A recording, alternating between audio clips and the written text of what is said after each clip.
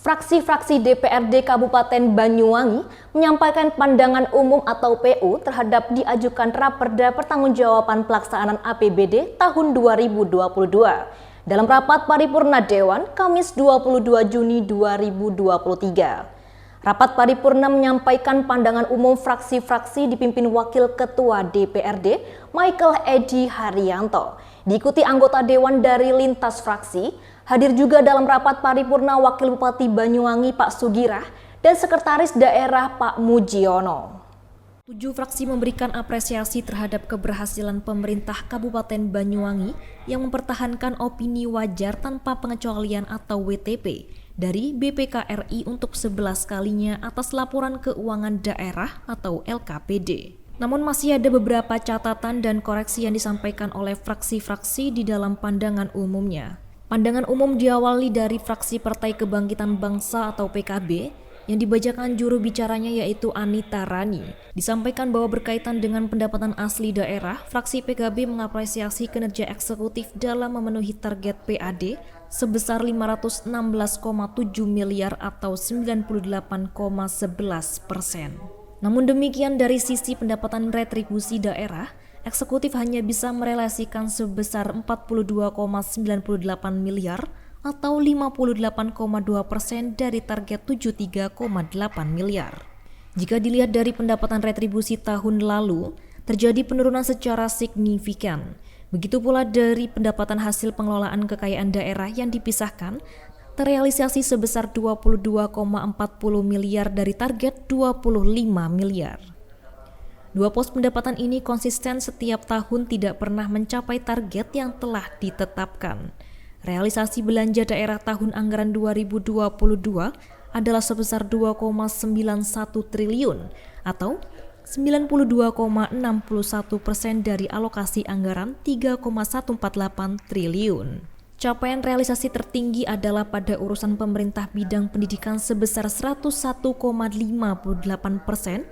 dan realisasi terendah adalah urusan pemerintahan bidang sosial sebesar 59,38%.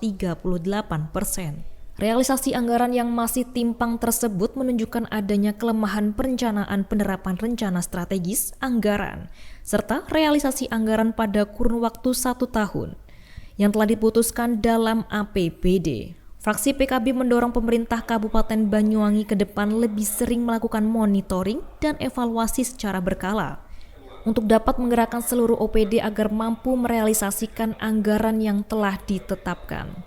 Sehingga program-program yang langsung bisa dirasakan masyarakat Banyuwangi bisa terrealisasi dengan baik. Pandangan umum fraksi Demokrat yang dibacakan juru bicaranya, Emi Wahyuni Dwi Lestari menyampaikan, pengelolaan dan pelaksanaan APBD tahun anggaran 2022 sebesar 3,5 triliun.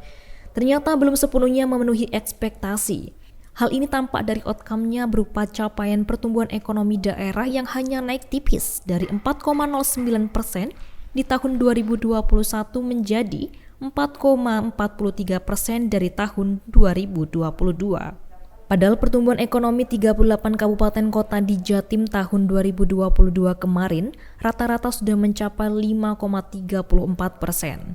Artinya, kinerja perekonomian Banyuwangi masih di bawah kinerja perekonomian kabupaten kota se-Jawa Timur. Perlu diketahui bersama bahwa peranan konsumsi rumah tangga masyarakat terhadap pertumbuhan ekonomi Banyuwangi sebesar 65,95%. Sedangkan konsumsi pemerintah daerah melalui belanja APBD hanya menyumbang sebesar 6,14%.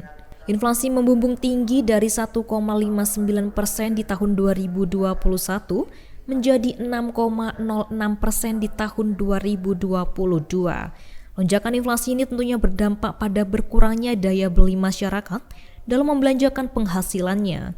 Sehingga capaian pertumbuhan ekonomi sebesar 5,34% tersebut menjadi kurang bermanfaat bagi sebagian besar rakyat. Karena angka inflasinya jauh di atas angka pertumbuhan ekonomi daerah, tingkat pengangguran terbuka atau TPT di Banyuwangi tahun 2022 mencapai 5,29% atau ekuivalen dengan 49,129 orang pengangguran. Bila dibandingkan dengan kabupaten terdekat di tahun yang sama, tingkat pengangguran terbuka di Kabupaten Jember hanya 4,06%. Kabupaten Bondowoso 4,32%, Situbondo 3,38%, dan Lumajang sebesar 4,97%. Capaian realisasi PAD mengalami penurunan dari 520 miliar di tahun 2021 menjadi 516,7 miliar di tahun 2022. Hal ini mengakibatkan ketergantungan fiskal daerah dari APBN makin membesar, yaitu semula 83,6% menjadi 84,0%. Tentu kondisi ini tidak sejalan kebijakan keuangan yang telah digariskan oleh eksekutif di tahun 2022. Pandangan umum fraksi Golkar Hanura yang dibacakan juru bicaranya, Sri Utami Faktuningsi, menyampaikan bahwa secara normatif Raperda Pertanggungjawaban Pelaksanaan APBD tahun 2022 telah sesuai dengan ketentuan peraturan perundang-undangan. Telah tepat waktu disampaikan kepada DPRD paling lambat bulan Juni tahun 2023. Hal ini merupakan nilai positif terhadap pemenuhan jadwal waktu yang menjadi kewajiban pemerintah daerah yang berkaitan dengan perencanaan anggaran daerah yang diamanatkan dalam peraturan perundang-undangan. Fraksi Golkar Hanura juga memberikan penghargaan kepada eksekutif bahwa telah melaksanakan penghematan pada belanja daerah.